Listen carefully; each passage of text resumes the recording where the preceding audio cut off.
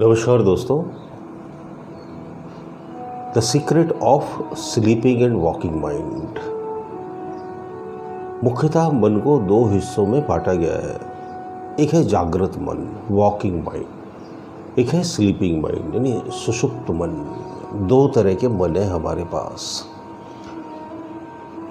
जब हम जागे रहते हैं तो वॉकिंग माइंड काम करता है। वॉकिंग माइंड का काम क्या है? वो हमें प्रोटेक्ट करता है, वो हमें गाइड करता है, वो हमें एडवाइस करता है, वो हमें उत्तेजित करता है, वो हमें निराश बना देता है। Walking mind. एक है स्लीपिंग माइंड। उसका काम क्या करना है?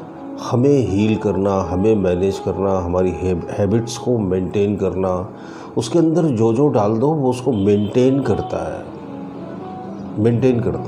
वो बहुत ही ज़्यादा शक्तिशाली है स्लीपिंग माइंड, जिसे हम अवचेतन मन या सबकॉन्शियस माइंड कहते हैं।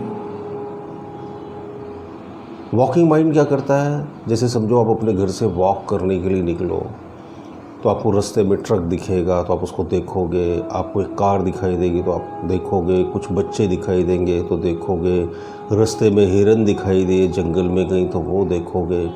वॉकिंग माइंड जो चीज़ें देखता है, जो चीज़ें सुनता है, वो क्या करता है? उसको रिसीव करता जाता है और उसे जो भी सही लगता है, लॉजिकल लगता है, वो स्लीपिंग माइंड में ट्रांसफ़र करता जाता है। वो 24 घंटे यही काम करता है।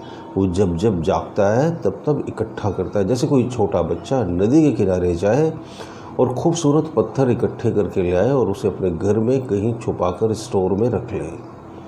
तो जहाँ हम वॉकिंग माइंड से इंफॉर्मेशन कलेक्ट करते हैं और जहाँ स्टोर करते हैं वो क्या है? Subconscious mind. इस सबकॉन्शियस माइंड में जो आपने अब तक स्टोर किया, देखिए वीडियो पूरा देखिए कि बहुत सीक्रेट की बात है और समझने की बात है, और हो सकता है आपको पता हो तो भी देख लीजिएगा, रिमाइंडर मिल जाएगा आपको। तो जो भी आप हो तो आप वो हो जो आपने स्टोर किया है ऑनेस्टली, ईमानदारी से। अपने दुखों का, अपनी असफलताओं का दूसरे के ऊपर बिल मत फाड़ो। इसकी वजह से मैं दुखी हूँ, इसकी वजह से मैं बीमार हूँ, इसकी वजह से मैं आगे नहीं बढ़ पाया। किसी को ब्लेम मत करो। दूसरे का कोई कसूर नहीं था। आप यकीन मानो, कसूर सिर्फ और सिर्फ हमारा था कि हमने गलत चीज़ों का चुनाव कर लिया। अनजाने में गलत चीज़ें अपने माइंड में ट्रांसफ़र कर दी, अनजाने में कर दी।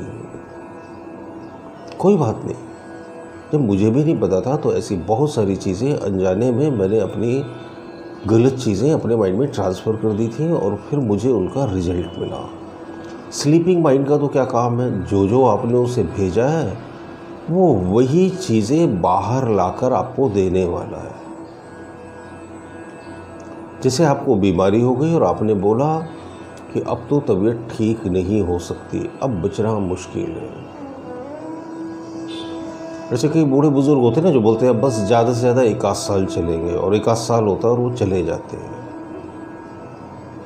उनको इतनी वीकनेस लगती होगी, इतनी डलनेस, इतनी कमज़ोरी लगती होगी, उनको डॉक्टर ने बोल दिया होगा अब आप ज़्यादा नहीं जियोगे, और फिर उम्र भी हो गई तो उन्हें इस बात पर विश्वास हो जाता है। कॉन्शियस माइंड इस बात पर बिलीव कर लेता है कि हाँ अब तो उम्र हो गई, अब तो ये बीमारी हो गई, अब ये बीमारी थोड़ी ठीक होने वाली है। यकीन कर लेता है अवचेतन मन, कॉन्शियस माइंड।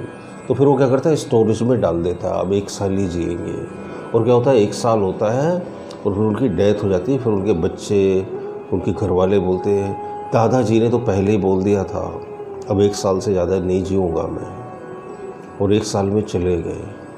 तो दादाजी कितने ज्ञानी आदमी थे। दादाजी ज्ञानी नहीं थे, दादाजी ने वो सूचना अपने अवचेतन मन में शिफ्ट कर दी थी, और कुछ भी नहीं था। तो अब आपको ये सीक्रेट पता चल गया है, अब आपको ये रहस्य पता चल गया है। तो आपको क्या करना है? वॉकिंग माइंड से स्लीपिंग माइंड में वही शिफ्ट करना है जो आपको चाहिए।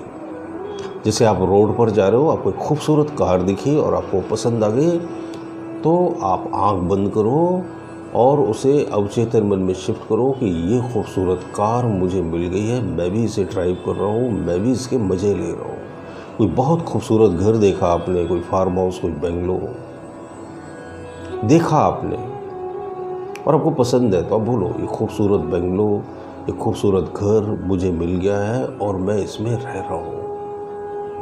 फिर वो आगे की टेक्निकें बहुत सारी, इमेजिनेशन, विजुअलाइजेशन, अफर्मेशन, लेकिन पहले कलेक्ट तो सही चीज़ करो, इकट्ठा तो ठीक चीज़ करो, फूलों को तो चुनो।